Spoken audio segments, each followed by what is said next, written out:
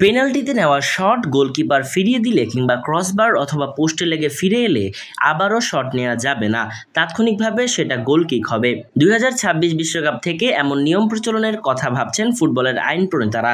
International football association board IFAB ফুটবলের আইন প্রণয়নকারী স্বাধীন আন্তর্জাতিক সংস্থা। এ প্রস্তাব IFAB-তে আলোচিত হয়েছে বলে জানিয়েছে ব্রিটিশ সংবাদ মাধ্যম দ্য সান।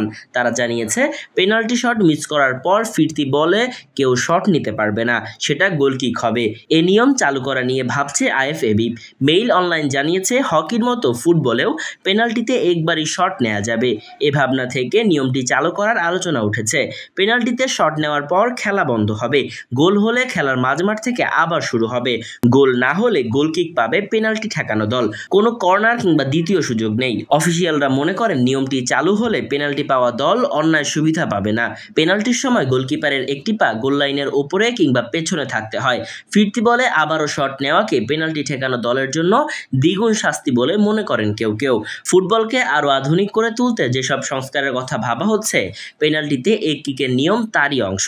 বিশেষ করে 48 দল নিয়ে যুক্তরাষ্ট্র, কানাডা ও মেক্সিকোয় আগামী বছর শুরু হতে যাওয়া বিশ্বকাপকে সামনে রেখে পেনাল্টির এ নিয়ম পাল্টানোর কথা ভাবা হচ্ছে। তবে সেজন্য আগামী বছরের ফেব্রুয়ারির মধ্যে নিয়মটি পাশ করাতে হবে। ভিডিও অ্যাসিস্ট্যান্ট রেফারি VAR কার্যপদ্ধতি আরও বাড়ানোর কথা ভাবছে IFAB। কর্নার ও খেলোয়াড়দের দ্বিতীয় হলুদ কার্ডের ক্ষেত্রে VAR প্রযুক্তির হস্তক্ষেপের কথা ভাবা হচ্ছে। তবে এসব ক্ষেত্রে রেফারির সিদ্ধান্ত নিয়ে সন্দেহ হলে তখনই শুধু VAR ব্যবহারের পরিকল্পনা রয়েছে। মেইল অনলাইন জানিয়েছে, যুক্তরাষ্ট্রে ক্লাব বিশ্বকাপ চলাকালীন IFAB-র এসব বিষয় নিয়ে আলোচনা করেছেন এবং সিনিয়র কয়েকজন অফিসিয়াল নিয়মগুলো পাল্টানোর বিষয়ে ইতিবাচক সাড়াও দিয়েছেন।